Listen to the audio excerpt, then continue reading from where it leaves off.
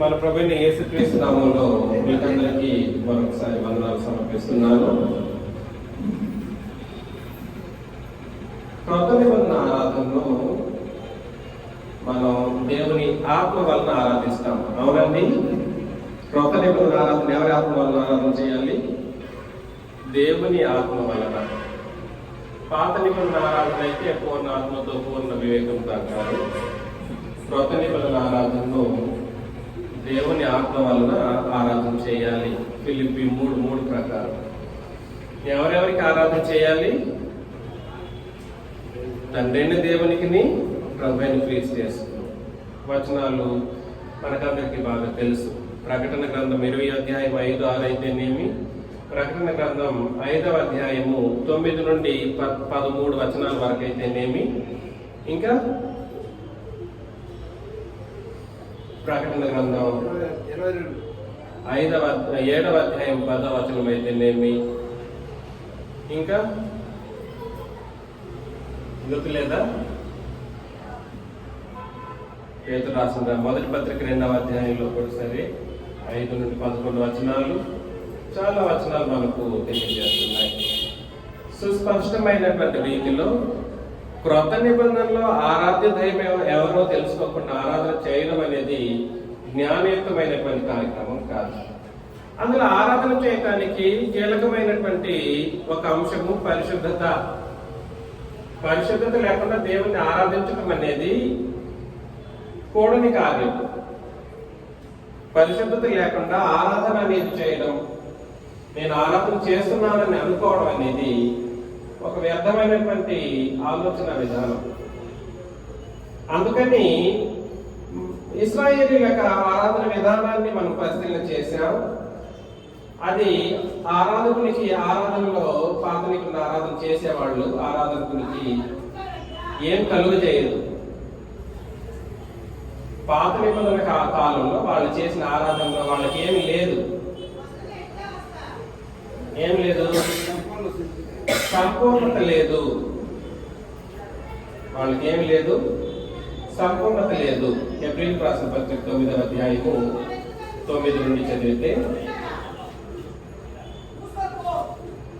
ఈ వ్యత్యాసం మనకు అర్థం కావాలి. హెబ్రీయులకు రాసిన పత్రిక 9వ అధ్యాయం చదవండి 9 నుండి.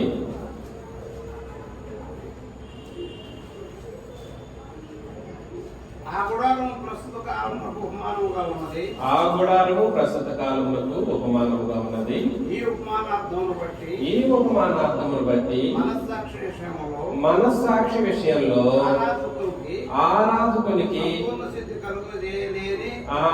సంపూర్ణ సిద్ధి కలుగ చేయలేని అర్పణలు, బలులు అర్పింపబడుచున్నవి. వాళ్ళు ఎంత అర్పణలు అర్పించినా, ఎన్ని బలులు సమర్పించిన వాళ్ళకి ఏం కలిగేది కాదు. ఆరాధకునికి ఏం కలగదు, సంపూర్ణ సిద్ధి అనేది కలిగేది కాదు. తర్వాత ఇవి అంటే దాన్ని కొట్టివేసి అంత కాలం వచ్చే వరకు విధింపబడి అన్నపానములు, నానా విధములైన ప్రక్షాళనము, శరీరాచారాలకు సంబంధించింది ఆరాధన, పాత నిబంధన ఆరాధన. తర్వాత అయితే క్రీస్తు రాబోచున్న మేలుల విషయమై వచ్చి సంపాదించి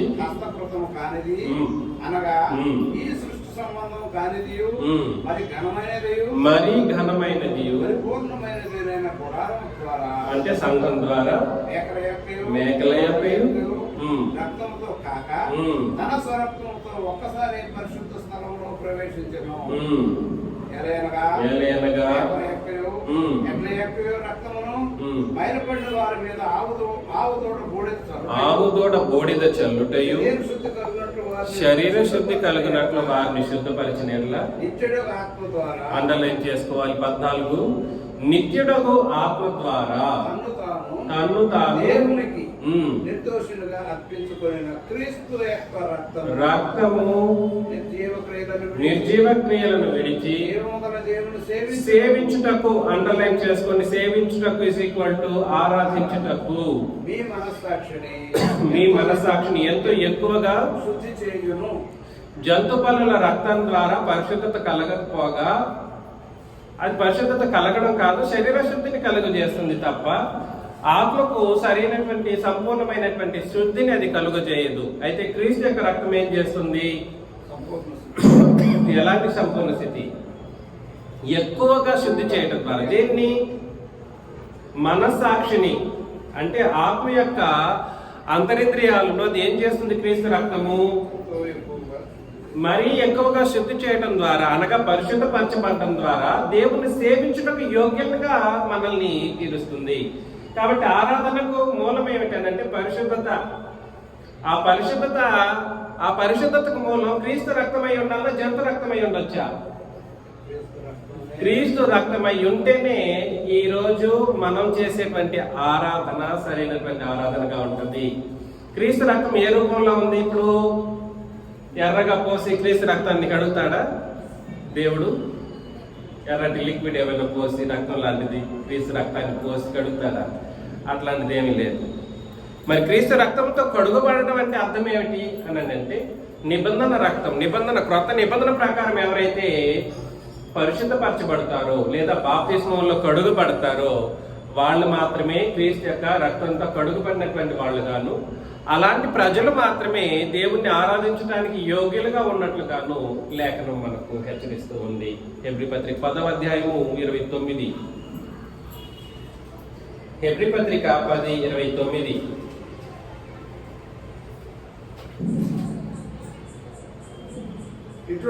ఇట్లుండగా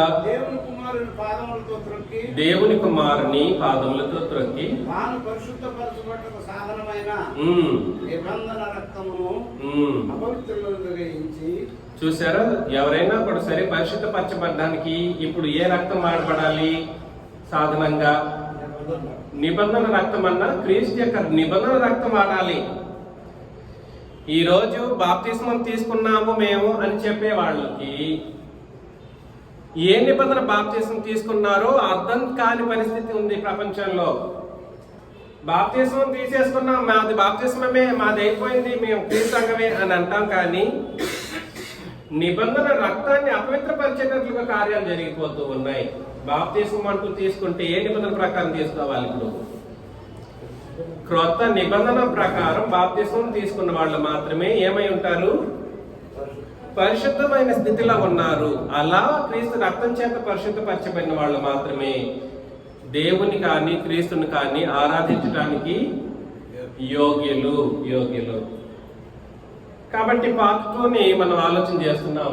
పరిశుద్ధ సంఘంలో పార్ట్ 2 పరిశుద్ధపరచబడ్డానికి, పరిశుద్ధపరచబడిన గుంపుని ఏమంటారు? సంఘము. క్రీస్తునందు పరిశుద్ధత. అది క్రీస్తునందు పరిశుద్ధత అంటే క్రీస్తు రక్తమునందు నిష్కళంకమైన గొర్రెపిల్ల వంటి క్రీస్తు రక్తం చేత విమోచించబడినటువంటి ప్రజలు ఎవరైతే ఉన్నారో వాళ్ళు సంఘం. ఆ సంఘం ఎలా ఉండాలి? పరిశుద్ధమైనది గాను నిర్దోషమైనది గాను ఉండాలి. గత వారం ఆలోచన చేసింది. ఈ పరిశుద్ధమైనటువంటి సంఘంలో కళంకం ఉండకూడదు, ముడత, అతిథి, మరి ఏదైనా కూడా సరే ఉండకూడదు. కళంకం ఎలా వస్తుంది? సంఘంలో పరిశుద్ధుల గుంపులో కళంకం ఎలా వస్తుంది? పితృపారంపర్యమైన వ్యర్థ ప్రవర్తనను ఎవరైతే సంఘంలో ఉంటూ పాటించడానికి ప్రయత్నం చేస్తారో వాళ్ళు సంఘంలో ఎలాగున్నారు? కళంకమైన వారుగా ఉన్నారు. ఇంతకీ పారంపర్యమైనటువంటి వ్యర్థ ప్రవర్తన ఏమిటి అని ఆలోచన చేసినప్పుడు భౌతికమైన ఆచార వ్యవహారాలను కలిగి ఉండేవాళ్ళు. భౌతికమైన ఆచార వ్యవహారాలు అంటే అది కాస్ట్ సిస్టమ్ కావచ్చు, మాది ఆ కాస్ట్ మీది ఈ కాస్ట్ అని చెప్పేవాళ్ళు ఉండొచ్చు. లేదంటే ఇంకా సామెతలు, వాళ్ళ తాత ముత్తాతలు పాటించినటువంటి ఆచార వ్యవహారాలు, ఆ తర్వాత ముఖ్యంగా బైబిల్ చదివే వాళ్ళు ధర్మశాస్త్రపు ఆ మూలోపదేశాలను బోధిస్తూ ఉండడం, దాన్ని బట్టి ఇంకా జరిగించాలని అనడం, ధర్మశాస్త్ర సంబంధమైనటువంటి ఆ హిస్టారికల్ హెరిడిటరీని ఇంకను నెమరు వేసుకుంటూ దాని ప్రకారం బ్రతకడానికి అయిన ప్రయత్నం చేసే వాళ్ళందరూ సంఘంలో ఎలా ఉన్న వాళ్ళుగా ఉంటారు? వ్యర్థ ప్రవర్తనను ప్రవర్తించిన వాళ్ళుగాను, వాళ్ళు సంఘానికి కళంకం తెచ్చే వాళ్ళుగాను ఉంటారు. అదేవిధంగా సంఘంలో పరిశుద్ధుల గుంపుగా ఉన్నటువంటి వాళ్ళు భక్తి, సరైనటువంటి భక్తి ఉండాలి. భక్తి అని అంటే నిర్వచనం ఆ రోజు ఆలోచన చేశాం. ఏమిటి భక్తి? అది నిష్కళంకమైన భక్తి. అది ఎలాంటి భక్తి? అదేమిటన్నాడంటే విధవరాండ్రులు, దిక్కులేని వాళ్ళని, పిల్లలను, ఈ విధవరాండ్రులు వారి ఇబ్బందుల్లో పరామర్శించుట, ప్లస్ ఇహలోక మాలిన్యము తనకంటకుండా కాపాడుకొనుటను ఏమంటారంటే నిష్కళంకమైనటువంటి భక్తి. ఇలాంటి భక్తిని చూపించలేని వాళ్ళు ఏమై ఉంటారు? సంఘంలో కళంకంగా మిగిలిపోతారు. మూడవది, సంఘంలో ఉన్న వాళ్ళు పరిశుద్ధులుగా ఉండవలసినటువంటి పరిస్థితులు ఉన్నప్పుడు అపోస్తల బోధను తృణీకరించేటువంటి వాళ్ళు ఎవరైతే ఉంటారో, అనగా క్రొత్త నిబంధన బోధను తృణీకరించే వాళ్ళు ఎవరైనా ఉంటే, క్రొత్త నిబంధన ప్రకారం బ్రతకడానికి ఇష్టపడిన వాళ్ళు ఎవరైనా ఉంటే వాళ్ళు కూడా సంఘంలో ఎలా ఉంటారు? కళంకంగా ఉంటారు.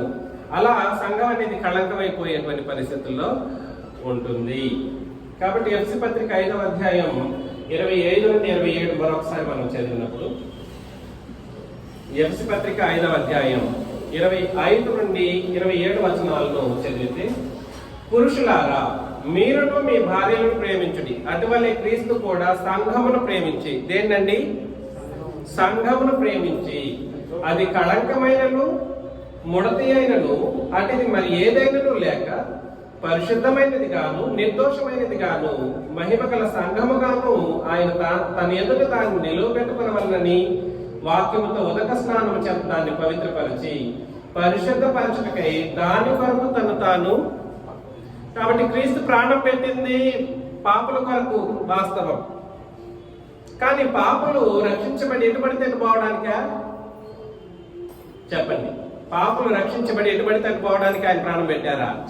కాదు. పాపులందరూ రక్షించబడి పరిశుద్ధపరచబడిన వాళ్ళుగా ఒక సంఘంగా ఉండడానికి ఆయన తను తాను అప్పగించుకున్నాడు. సంఘం కొరకు ఆయన ప్రాణాన్ని అర్పించుకున్నాడు. దాని కొరకు అంటే దేని కొరకు?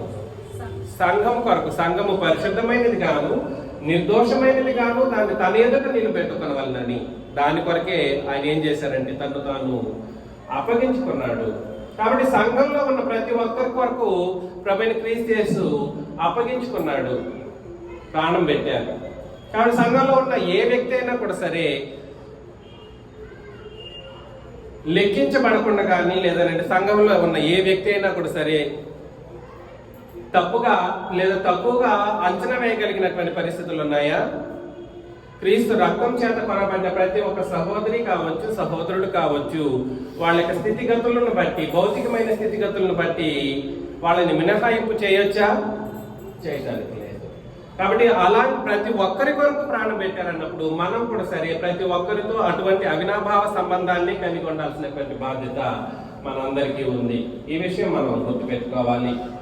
సంఘంలో ఉన్న ప్రతి ఒక్కరూ కూడా సరే ప్రతి ఒక్కరూ సమానమైన రీతిలో ఒకరి చేత మరొకరు ప్రేమించబడేటువంటి పరిస్థితి లేకపోతే, ఎవరైతే అలాంటి ప్రేమను కలిగి ఉండట్లేదో వాళ్ళు సంఘంలో ఎలా మిగిలిపోతారు? కళంకంగా ఉంటారు. ఒకరి మీద ఒకరు నిందారోపణ చేయటం కానీ, నేరారోపణ చేయటం కానీ, వాళ్ళు అలాంటి వాళ్ళు, వీళ్ళు ఇలాంటి వాళ్ళు, వాళ్ళు ఇక్కడ ఇట్లుంటారు అట్లుంటారు. No, it is not our duty to decide. It is us to think of them in a proper way and ensure that they are not being degraded in any way. వాళ్ళలో ఇన్ఫీరియారిటీని మనం ఎప్పుడు కూడా సరే సృష్టించడానికి వీల్లేదు.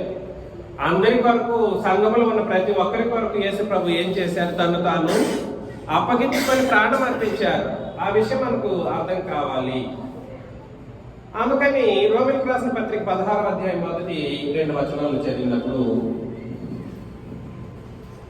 కెంక్రేయలో రోమిలకు రాసిన మొదటి పత్రిక 16. కెంక్రేయలో ఉన్న సంఘ ఆ, పరిచారకులకు ఫీబే అను మన సహోదరుని పరిశుద్ధులకు తగినట్టుగా ప్రభువును చేర్చుకొని ఆమెకు మీ వల్ల కావలసినది ఏదైనా ఉన్నాయడలా సహాయం చేయవాలని ఆమెను కూర్చుని. కాబట్టి కెంక్రేయలో ఉన్న సంఘ పరిచారకురాలకు ఫీబే అను మన సహోదరిని ప్రాంతాన్ని బట్టి ఇక్కడ వ్యత్యాసం చూపించట్లేదు పౌల్ గారు. ప్రాంతీయతను బట్టి వ్యత్యాసం అనేది కనబడట్లేదు. సంఘంలో ఒక్కసారి చేర్చబడిన తర్వాత మన సహోదరిని పరిశుద్ధులకు తగినట్లుగా ప్రభువునందు చేర్చుకొని, కాబట్టి మనుషుల యొక్క స్థితిగతులను బట్టి వాళ్ళ యొక్క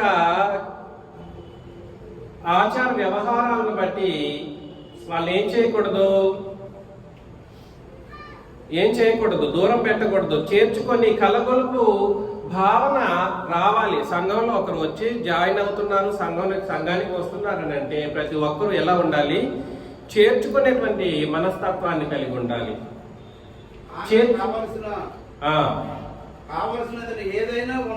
ఏదైనా ఉన్న ఎడల సహాయం చేయవలెనని సిఫారసు చేయుచున్నాను. నాకును చూసారా? కాబట్టి సంఘములో సహాయం చేయలేని స్థితిలో ముందు అది ఎప్పుడు సాధ్యమవుతుంది? సహాయం చేసేది సెకండరీ, సహాయం పొందేది సెకండరీ. సహాయం చేసేది పొందేది సెకండరీ. ప్రైమరీ ఏంటి? మరి ప్రైమరీ ఏమిటి? ఏం చేయబడాలి? పరిశుద్ధులకు తగినట్లుగా పరిశుద్ధుల యొక్క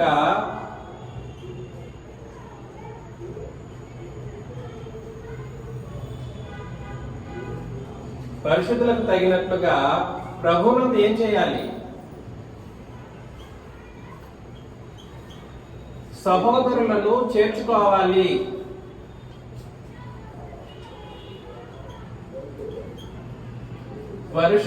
మనం పరిశుద్ధులం. మీరు బాప్తిస్మం తీసుకున్నారు, క్రీస్తు రక్తం చేత కడుగబట్టారనుకుంటే మీకు తగిన ఒక కార్యక్రమం ఉంది. ఏమిటది? ప్రభువునందు సహోదరులను ఏం చేయాలి? చేర్చుకోవాలి. మీ ఇంట్లో చేర్చుకుంటారు. మీ ఇంటి గురించి కాదు చెప్తున్నది. మీ ఇంటి గురించి చేర్చుకుంటే అంతగా ప్రేమించగలిగితే అంతకంటే మించింది ఏమీ లేదు. కానీ సంఘానికి వస్తున్నప్పుడైనా కూడా సరే ఒకరిని ఒకరు తక్కువగా అంచనా వేయటం కానీ, వాళ్ళని దూరం పెట్టడం కానీ, లేదంటే వాళ్ళతో కలగలుపు భావన లేకపోవడం కానీ పరిశుద్ధులకు తగిన పద్ధతి కాదు. పరిశుద్ధులకు తగిన పద్ధతి ఏమిటంటే ప్రభువునందు సహోదరుల్ని ఏం చేయాలి? చేర్చుకోవాలి. తర్వాత ముందు చేర్చుకునేటువంటి పరిస్థితి లేకపోయింది అనుకోండి, వాళ్ళు ఏం చేయలేరు? సహాయం కూడా చేయలేరు. కావలసినటువంటి సహాయం అన్ని కాదు, కావలసినది. అక్కడ కండిషన్ పెట్టేశాడు. మనోళ్ళు ఒకవేళ చేర్చుకున్నారనుకోండి, ఇంకేం చేస్తారు? దే టేక్ ద అడ్వాంటేజ్ తీసుకోకూడదు. కావలసిన దాన్ని బట్టి సహాయం పొందడం లేదా చేయడం అనేటువంటి కార్యక్రమాలు అనేవి చేయాలి. కాబట్టి ఇలాంటి ఒక స్థితిగతి సంఘంలో లేకపోతే, ఇలాంటి వాళ్ళు ఎవరైనా కలిగి ఉండడానికి ఇష్టపడకపోతే వాళ్ళు సంఘంలో ఏమై ఉంటారు? సంఘానికి ఏం చేస్తారు? కళంకం చేస్తారు. కొరింథీయులకు రాసిన మొదటి పత్రికలో 14వ అధ్యాయం 33 నుండి 35 వచనాలు.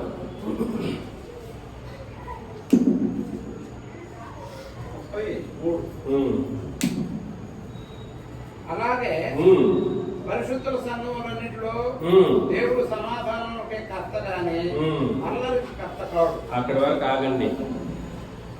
పరిశుద్ధుల సంఘం అనేది పేరు. ఈరోజు టాపిక్ ఏమిటి? పరిశుద్ధ సంఘం లేదా పరిశుద్ధుల సంఘం.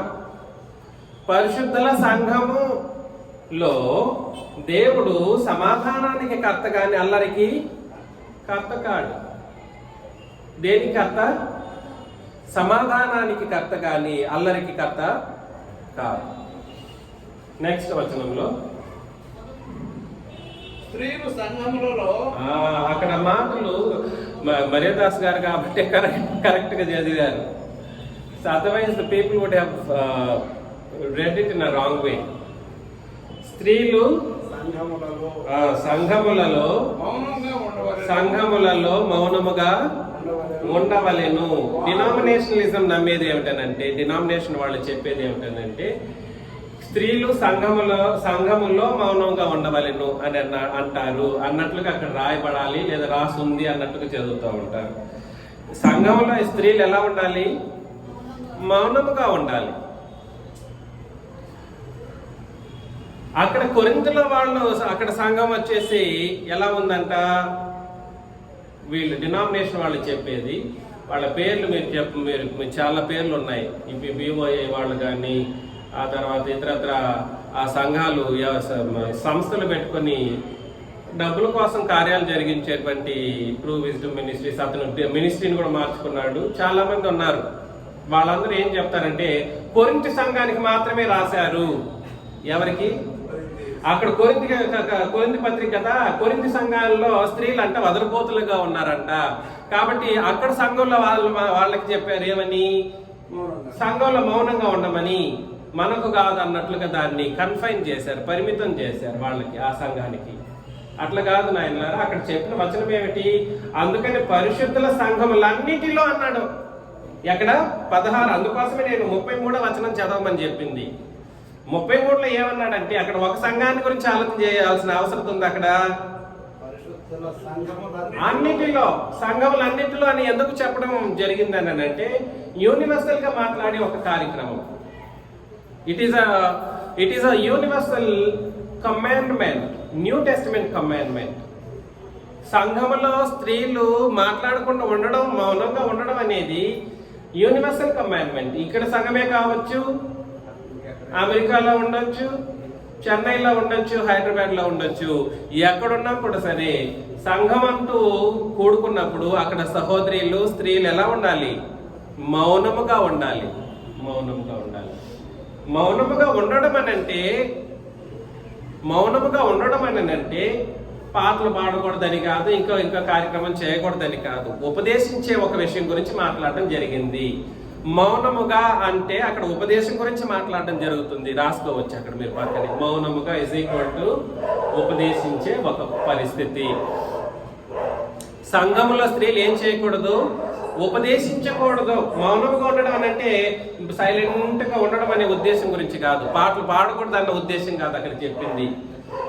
పాటలు పాడేటప్పుడు ఎవరు పాడాలి?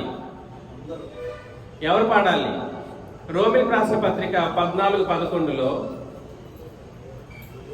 రోమిలకు రాసిన పత్రిక 14, 11, 12 కూడా చదవచ్చు. 14, 11, 12. నా తోడు ప్రతి మోకాలును నా ఎదుట వంగును. ప్రార్థన చేసేటప్పుడు ప్రతి వాళ్ళు ఏం చేయాలి?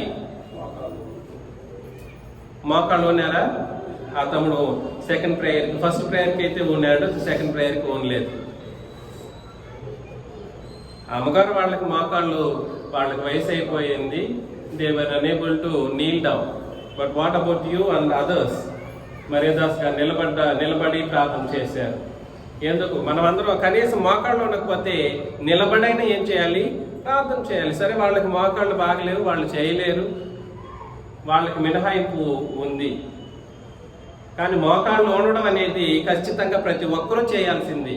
ఇందులో ఎవరికి ఎటువంటి మినహాయింపు లేదు. వాళ్ళకి ఉందని అంటే అది కూడా తప్పే, నేను తప్పు చేసినట్లు. ప్రతి మోకాళ్ళు ఏం చేయాలి? అయితే అపోస్తలులు ఏం చేశారనంటే, సముద్ర తీరాన వెళ్ళినప్పుడు వాళ్ళు నిలబడి ప్రార్థన చేసిన దాఖలాలు మనకు కనబడుతూ ఉంటాయి. ప్రతి మోకాలు నా ఎదుట వంగును, ప్రతి నాలుక. ఇక్కడ స్త్రీ పురుష భేదం ఉందా? పాటలు పాడేటప్పుడు ఉందా? ప్రతి నాలుక ఏం చేయాలి? దేవుని స్తుతించాలి. కాబట్టి there is no confinement here to praise or to sing the God or the Lord. ప్రభు కావచ్చు, తండ్రిని కావచ్చు, ప్రతి నాలుక ఏం చేయాలండి?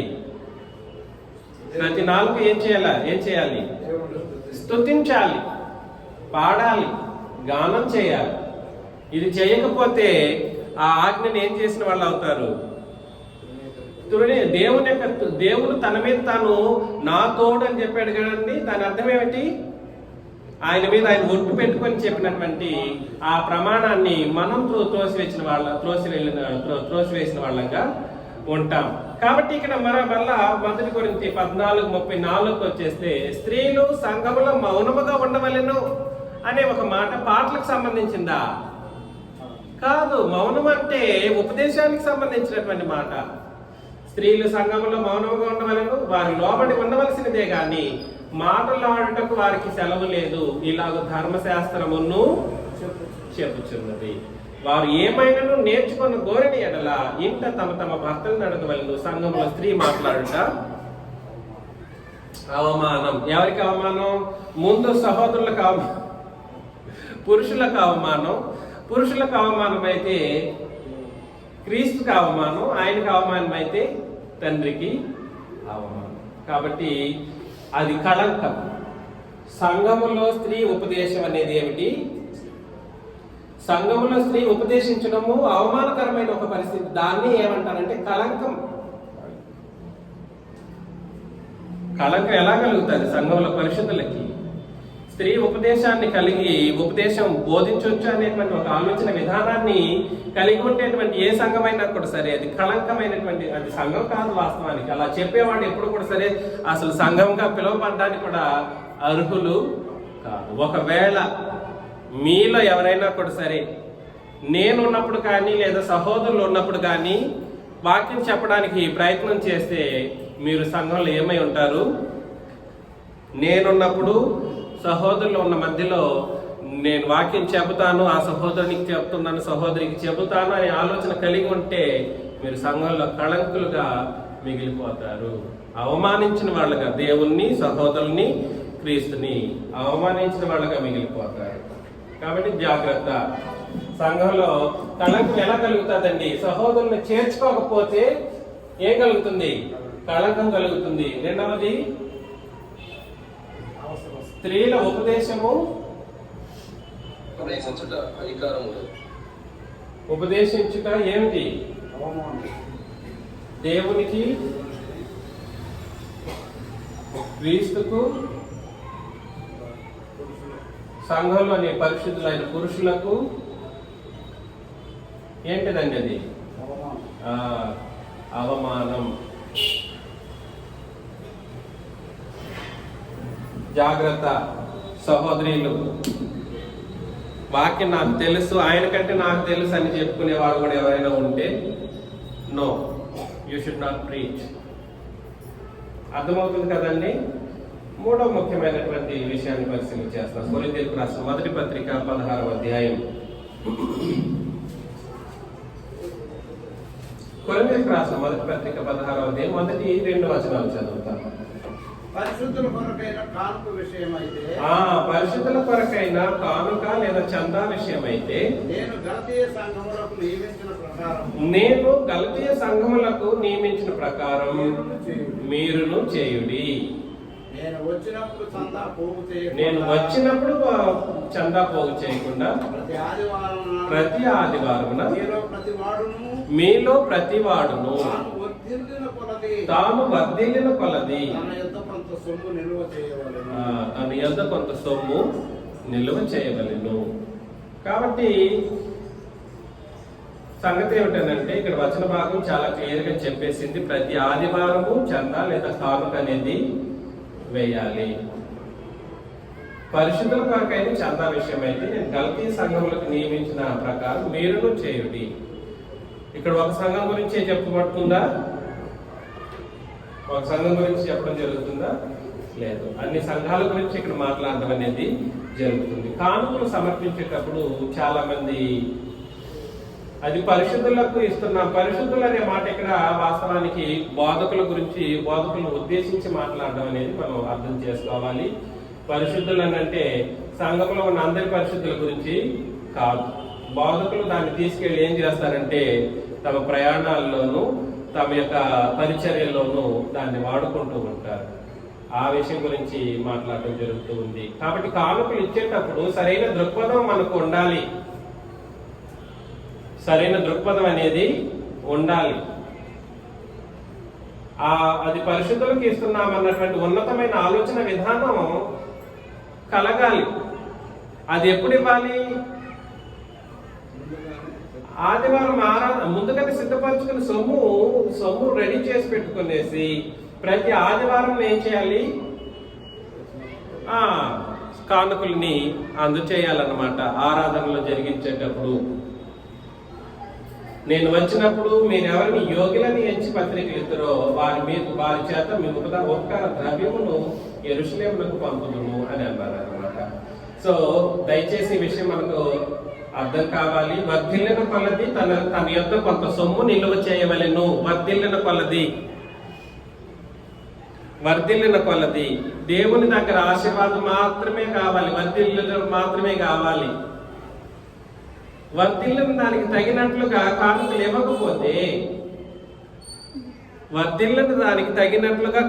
ఇవ్వకపోతే చందా వేయకపోతే ప్రతి ఆదివారం ఇవ్వకపోతే ఒకసారి మీరు పరిశీలన చేసుకోవచ్చు. పాత నిబంధన ప్రకారం అయితే 10% ఫ్రమ్ యువర్ ఇన్కమ్ ఎంత పర్సెంటేజ్ ఇవ్వాలి? ఇశ్రాయేలీలు 10% ఇచ్చేస్తారు.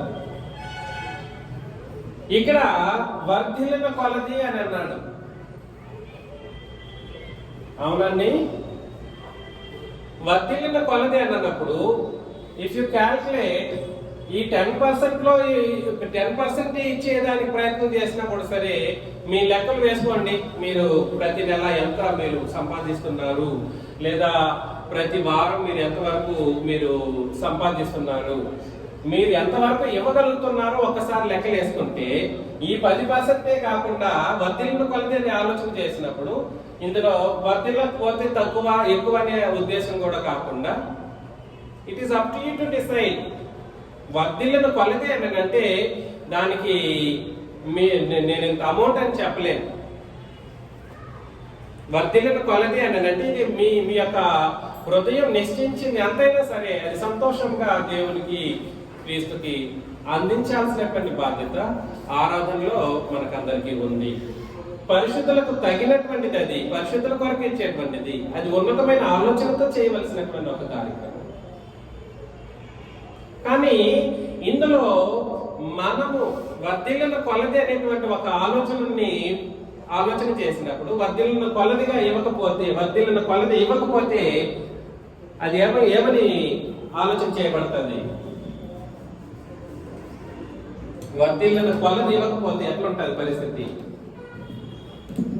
పరిశుద్ధుల కొరకు వర్ధిల్లిన కొలది కాకపోతే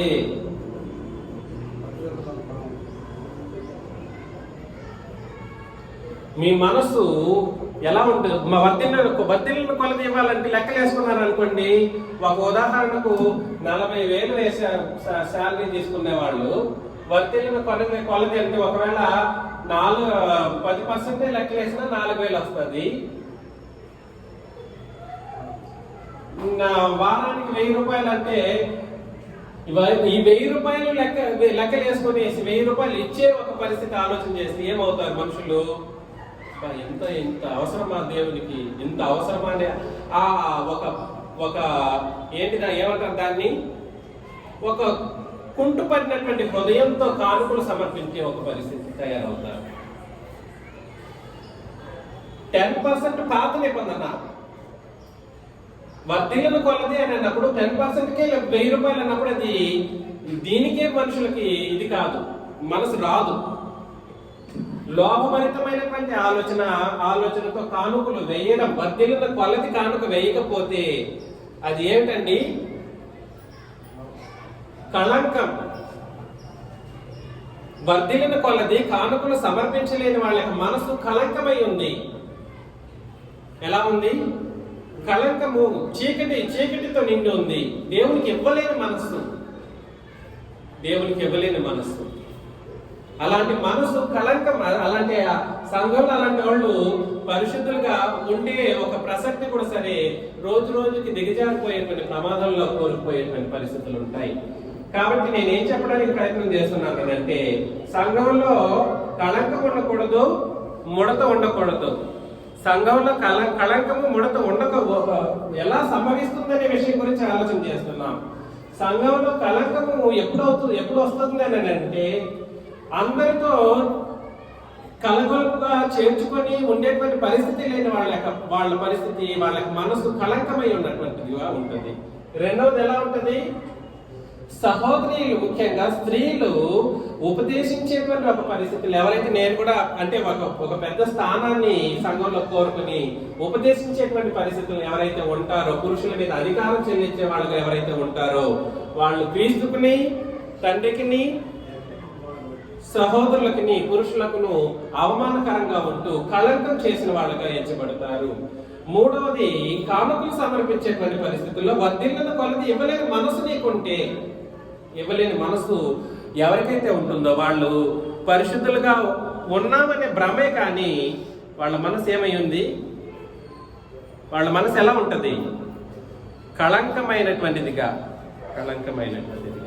అపవిత్రమైనది. కళంకం అంటే అపవిత్రం. సరైన రీతిలో కానుకలు సమర్పించలేనటువంటి వాళ్ళ యొక్క మనస్సు అపవిత్రమైనటువంటి మనస్సుగా ఉంటుంది, అపవిత్రమైనదిగా ఉంటుంది. 2 కొరింథీయులకు రాసిన పత్రికలో 2 కొరింథీయులకు రాసిన పత్రిక 1వ అధ్యాయం 1వ వచనం, దేవుని చిత్తం వలన క్రీస్తు యేసు యొక్క అపోస్తలుడైన పౌలును, మన సహోదరుడైన తిమోతియు, కొరింథీలో ఉన్న దేవుని సంఘమునకు, అకయ్యందున్న పరిశుద్ధులకు అందరికీ శుభమని చెప్పి రాయునది.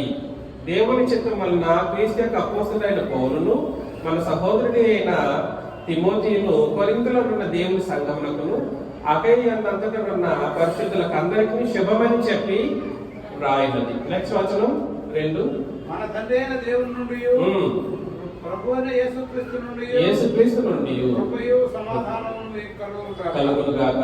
కనికరము చూపు తండ్రి, సమస్తమైన ఆదరణ అనుగ్రహించు దేవుడు, మన ప్రభువైన యేసుక్రీస్తు తండ్రి అయిన దేవుడు స్తుతించును గాక. కాబట్టి స్తుతించే విషయంలో మనం పరిశుద్ధపరచబడ్డ సంఘంగా ఉన్నాం. నువ్వు చెల్లించేటువంటి స్తుతి ఇరువురికి చెల్లించకపోతే, ఈ మధ్యలో చాలా మంది ఏం చేస్తున్నారనంటే స్తుతించే విషయంలో కూడా సరైన పద్ధతిని పాటించట్లేదు. స్తుతించే విషయంలో సరైన పద్ధతిని పాటించట్లేదు. పాటలు పాడతారంటారు. ఎలా పాడతారు? ఇంకనూ పాత నిబంధనను బట్టి పాటలు పాడేటువంటి ఒక పరిస్థితి. ఎలా పాడతారు? ఇంకనూ పాత నిబంధనలో తండ్రి దేవుని యొక్క పేరును ఉపయోగించి పాడటం జరుగుతూ ఉంది. స్తుతిలో కళంకం కలిగించే ఒక పరిస్థితి. పాడుతున్నామంటారు. ఎలా పాడతారు? యేసు ప్రభువుని పాడకూడదని నిర్ణయించుకున్న సంఘాలు, క్రీస్తు సంఘాలు కొన్ని ఉన్నాయి. మీకు తెలుసో తెలీదో? ఎవరిని పాడకూడదు? ప్రభు అయిన క్రీస్తును పాడకూడదు అన్నటువంటి ఒక దృక్పథాన్ని కలిగి ఉన్నటువంటి క్రీస్తు సంఘాలు ఉన్నాయి. అవి వాస్తవానికి అవి సంఘము కాదు, అవి సంఘాలు కావు. అట్లాంటి వాళ్ళు కళంకులుగా, ఒకవేళ అలాంటి వాళ్ళు మన దగ్గరికి వస్తే వాళ్ళు ఎలా ఉంటారనంటే కళంకంగా ఉంటారు. అపవిత్రపరిచిన ఒక స్థితిలో మన మధ్యలో వాళ్ళు కూర్చుని ఉంటారు. స్తుతించబడేటువంటి ఒక కార్యక్రమం శుభప్రదంగా జరిగించవలసినటువంటి పరిస్థితి ఉంది. మనం కానీ ఎఫ్సి పత్రికలో 5:19 మనం చదివినప్పుడు, ఎఫ్సి పత్రిక 5:19 మనకందరికీ తెలిసిన వచ్చిన భాగం. అయితే ఆత్మపూర్ణులై ఉండి ఒకరినొకడు కీర్తనలతోనూ సంగీతములతోనూ ఆత్మ సంబంధాన్ని పాటలతోనూ హెచ్చరించుచు మీ హృదయములలో ప్రభువును పూర్తి. ప్రభువు అని పెద్ద అక్షరంలో ఉందా, చిన్న అక్షరంలో ఉందా? చిన్న అక్షరంలోనే ఉంది. కాబట్టి ఆ ప్రభు ఎవరు? క్రీస్తు. పెద్ద అక్షరంలో కంటుగా రాసి ఉంటే, అది అచ్చుగా రాసి ఉన్నట్లయితే అది ఎవరనంటే తండ్రి అయిన దేవుణ్ణి ఉద్దేశించింది. ఇక్కడ ప్రభు అని చిన్నక్షరంలో రాసినటువంటి ఆయన ఎవరు అని అంటే ఎవరండి? యేసుక్రీస్తు. ఆయన గురించి మనం ఏం చేయాలి? పాడుచు గానం చేయాల్సినటువంటి పరిస్థితి ఉందని వాక్యం చెప్పింది. కానీ ఇప్పుడు పాత నిబంధన ఇన్ఫ్లుయెన్స్ కలిగిన వాళ్ళు యేసు ప్రభువుని పాడకూడదు అన్నటువంటి ఒక సిచ్యువేషన్ తీసుకొచ్చారు. ఇంకొకటి, యేసు ప్రభువుకి స్తుతి చెల్లించే కోణంలో ప్రార్థనల్లో కూడా సరే ఏం చేయరు? స్తోత్రం అన్న మాట యేసు ప్రభువుకి చెల్లించట్లేదు. ప్రార్థనలో యేసు ప్రభువుకి స్తోత్రం చెల్లించినటువంటి పరిస్థితుల్లో ఎవరైనా ఉంటే ఆ ప్రార్థనకు మేము ఆమేనని చెప్పం. మనం ఎవరము కూడా ఏం చేయకూడదు? ఎవరైనా ప్రార్థన చేసినప్పుడు తండ్రికి స్తోత్రం చెల్లిస్తారు. క్రీస్తుకి కూడా స్తోత్రం చెల్లించకపోతే ఆ ప్రార్థనలో మనం ఏం చేయకూడదు? ఆమేనని చెప్పి ఏకీభవించడం చేయకూడదు. అలాంటి ప్రార్థన, అలాంటి స్తుతి ఎటువంటిదిగా ఉంటది? కళంకమైనటువంటి స్థితిలో ఉంటది. దయచేసి ఈ విషయాన్ని కొంచెం సీరియస్ గా తీసుకోండి. కళంకులుగా మిగిలిపోయేటువంటి పరిస్థితుల్లో క్రీస్తు యొక్క తండ్రి అనే దేవుని యొక్క దైవత్వాన్ని సరిగా అర్థం చేసుకోలేని వాళ్ళు కళంకులుగా ఉంటారు.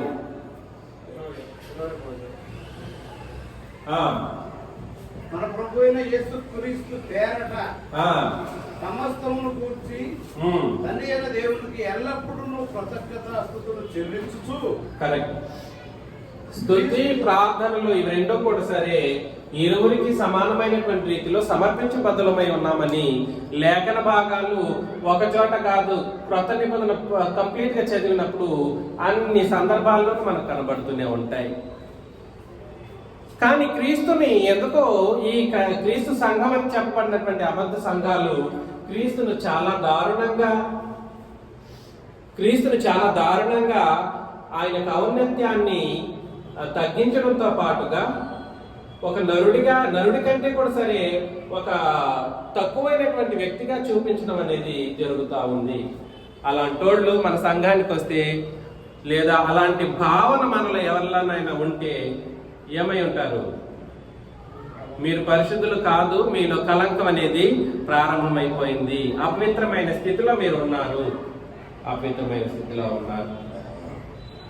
దయచేసి ఈ విషయం మనకు అర్థం కావాలి.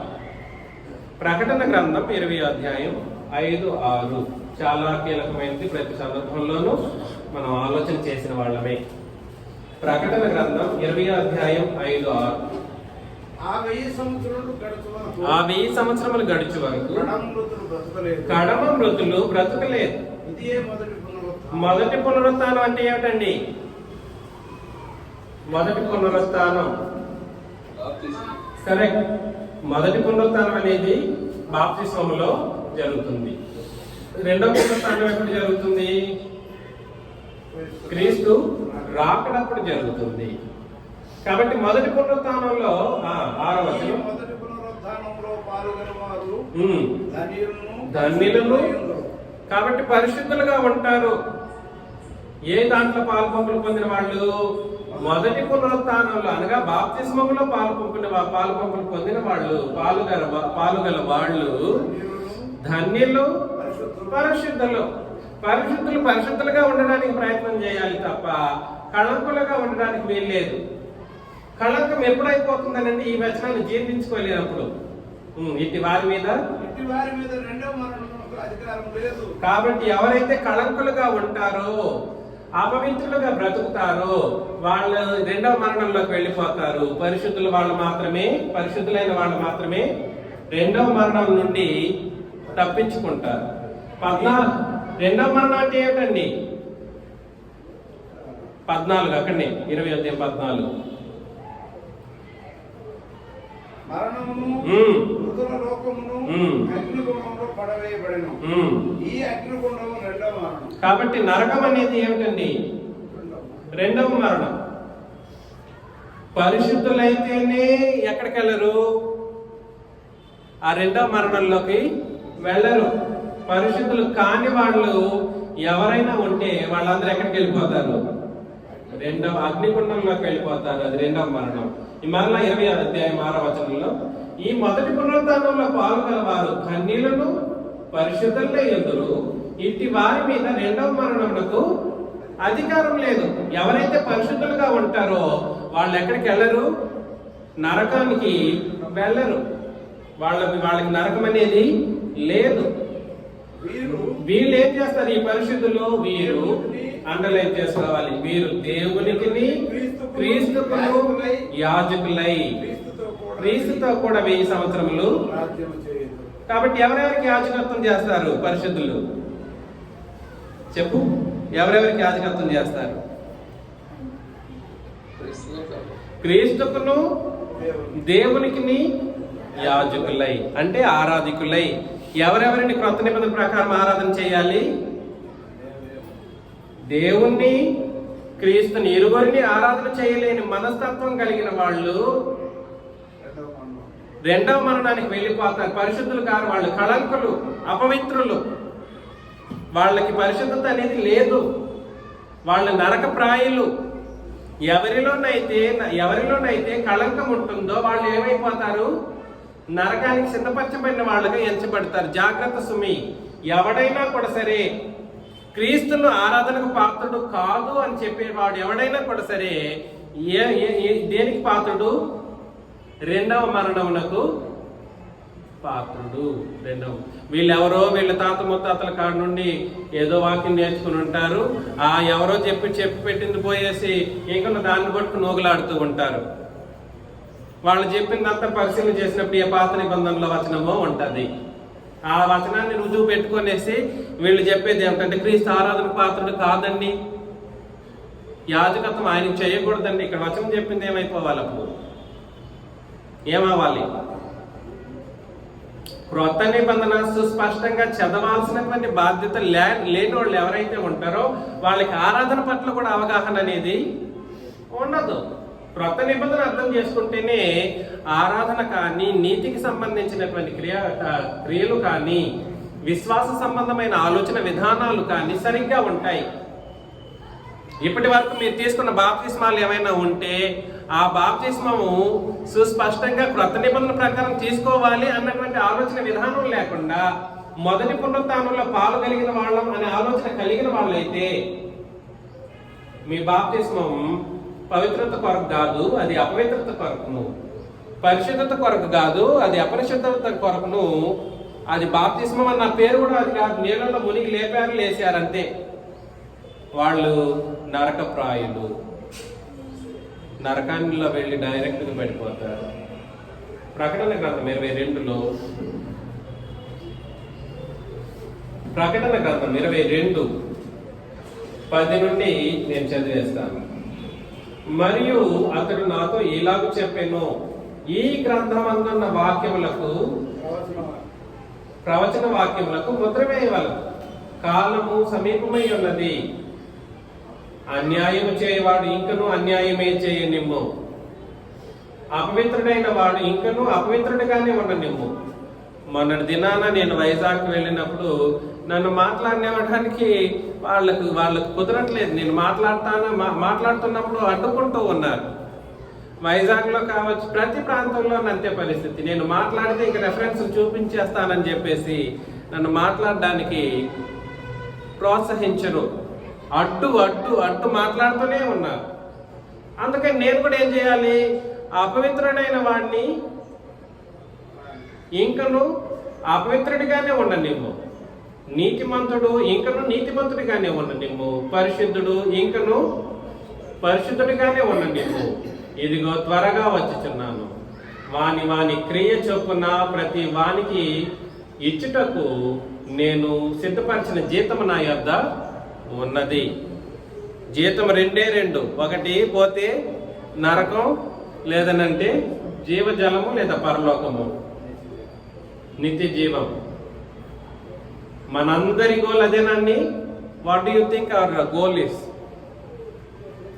Don't you think it is there is an eternal hell, eternal destruction, and then ఇంకోటి ఏంటి? ఎస్, ఎటర్నల్ డిస్ట్రాక్షన్ ఉంది, ఎటర్నల్ బ్లెస్సింగ్ ఉంది, ఎటర్నల్ లైఫ్ ఒకటి ఉంది, పరలోకము నిత్య జీవం అనేది ఒకటి ఉంది, నరకం అనేటువంటి శాశ్వతమైనటువంటి ఏడుపు పండ్లు కొరుకుట ఆగలేని స్థితిలో ఉన్నటువంటి ఒకటి ఉంది. జీతాన్ని పొందుకోవాలంటే నేను చెబుతున్నటువంటి ఇక్కడ చెబుతున్న మాటలు కూడా ప్రవచన గ్రంథము అనే ప్రవచన వాక్యం అన్నది ఏ ప్రవచన వాక్యం? అది క్రొత్త నిబంధన గురించి మాట్లాడుతున్నాడు. ప్రవచన వాక్యము ఈజ్ ఈక్వల్ టు క్రొత్త నిబంధన. అందుకని అక్కడ చెప్పేశాడు నెక్స్ట్ 20:12లో, నేనే అల్ఫయు ఒమేగయు, మొదటి వాడను కడపటి వాడను, ఆదియు అంతమునై ఉన్నాను. జీవ వృక్షమునకు హక్కు గల వారై గుమ్మముల గుండా ఆ పట్టణంలోని ప్రవేశించినట్లు తమ వస్త్రములను ఉదుకుకొని వారు ధన్యులు. వస్త్రాలను ఉదుక్కోవాలి. దేంతో ఉదుక్కోవాలి? వస్త్రాలు దేంతో ఉదుక్కోవాలి? ప్రకటన గ్రంథం 7:14 నుంచి చదివినప్పుడు, అయ్యా వీళ్ళు కొత్తోళ్ళుగా ఉన్నారు, వీళ్ళు ఎక్కడి నుండి వచ్చారని అడుగుతారు అక్కడ వాళ్ళు. ప్రకటన గ్రంథం 7:14.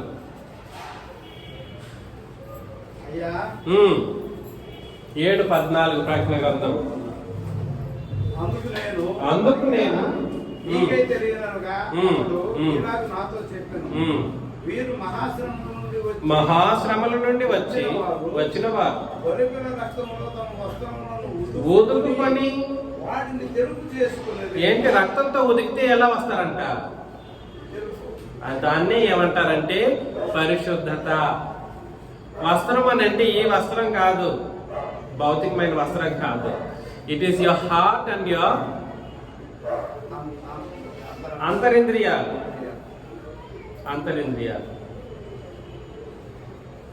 ఈ ఆత్మ సంబంధమైనటువంటి అంతరింద్రియాలు ఉన్నాయి, వాటినన్నింటినీ కూడా సరే, అదేవిధంగా ఈ శరీరం కూడా సరే క్రీస్తు యొక్క రక్తం చేత కడుగుబడినటువంటి స్థితిలో ఉన్నప్పుడు మన వస్త్రం ఏం చేయబడింది? కడుగబడి ఉతుకబడి తెలుపుగా తయారవుతుంది. దాన్ని ఏమంటారంటే పరిశుద్ధత అంటారు. ఇక్కడికి వచ్చేయండి మళ్ళా. జీవ వృక్షములకు హక్కు గలవారు. హక్కు అంటే అర్థం ఏమిటండి? ఒక్కసారి క్రొత్త నిబంధనలోకి వచ్చేసి నీకు హక్కు వస్తుంది. ఏదో ఊరికి పోతే పోనీలే అని ఇచ్చేటువంటి పరిస్థితి కూడా కాదు. నీకు హక్కుగా దేవుడు జీవవృక్షంలో ఫలాన్ని ఇస్తాడు. జీవవృక్షమునకు హక్కు గలవారై గుమ్మముల గుండా ఆ పట్టణంలోనికి ప్రవేశించినట్లు తమ వస్త్రములను ఉదుకుకొని వారు ధన్యులు. కుక్కలను, మాంత్రికులను, వ్యభిచారులను, నరహంతకులను, విగ్రహారాధకులను, అబద్ధములు ప్రేమించి జరిగించి వాడును వెలుపట ఉంటారు. సంగముల కోసం ఈ సంగతులను గురించి మీకు సాక్ష్యం ఇచ్చుటకు యేసు అను నేను నా దూతను పంపి ఉన్నాను. నేను దావీదు వేరు చిగురును, సంతానమును, ప్రకాశమానమైన వేకువ చుక్కయునై ఉన్నాను అని అన్నాడు అనమాట. ఎవరి కోసం రాశాడు ఈ మాటలన్నీ? సంఘముల కోసం. ఎవరి కోసం రాశాడు? సంఘముల కోసం. సంఘముల కోసం అని రాసింది ఏమిటి? క్రొత్త నిబంధన. ఎవరి కోసం రాశాడు క్రొత్త నిబంధనను? సంఘాల కోసం రాయబడింది. సంఘంలో ఉన్న పరిశుద్ధుల కోసం రాయబడింది. అందుకని ప్రకటన గ్రంథం కూడా ఎవరికి రాయబడింది? ఫ్యూచర్ లో రాబోయే వాళ్ళకా? అట్లా కాదు, సంఘమే తెలుసుకోవాలి. ఇది ఫ్యూచర్ లో ఎవరు రాబోతారు? సంఘమే రాయబోతారు. ఇప్పుడు మీద ఎవరైనా రాబోయే వాళ్ళు కూడా ఎక్కడ ఉంటారు? ఎక్కడ ఉండాలి? సంఘంలో ఉండేవాళ్ళు. ప్రవచన వాక్యం అన్నప్పుడు దాన్ని ఏదో ఊహించాల్సిన అవసరం లేదు. అక్కడ మర్మమేమీ లేదు. ప్రవచన వాక్యం అంటే ఏమిటది? సంఘం కోసం చెప్పబడుతున్నటువంటి క్రొత్త నిబంధన వాక్యాన్ని ప్రవచన వాక్యం అని చెప్పడం జరుగుతూ ఉంది. 17 ఆత్మయు పెళ్లి కుమార్తెయు రమ్ము అని చెప్పుచున్నారు. ఆత్మ పరిశుద్ధాత్మ, పెళ్లి కుమార్తె ఎవరు? సంఘం. రమ్ము అని చెప్పుచున్నారు. వినువాడును రమ్ము అని చెప్పవలెను. దప్పికొన్న వారిని రానిమ్ము, ఇచ్చించు వారిని జీవజలములను ఉచితముగా పుచ్చుకొననిమ్ము. చూసారా? సంఘము ఆత్మయు పెళ్లి కుమార్తెయు. మనం నిజంగా అంత సిద్ధపడి ఉన్నామండి. పరిశుద్ధతలో సిద్ధమైతే వాళ్ళని రమ్మని చెప్తాం.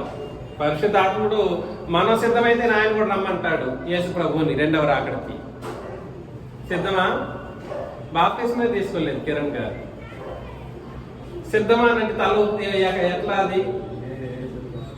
సో మనం సిద్ధపడకపోతే, పరిశుద్ధతలో సంపూర్ణ స్థితిని సాధించకపోతే ఖచ్చితంగా ఆయన్ని రానిచ్చే పరిస్థితులు లేవు.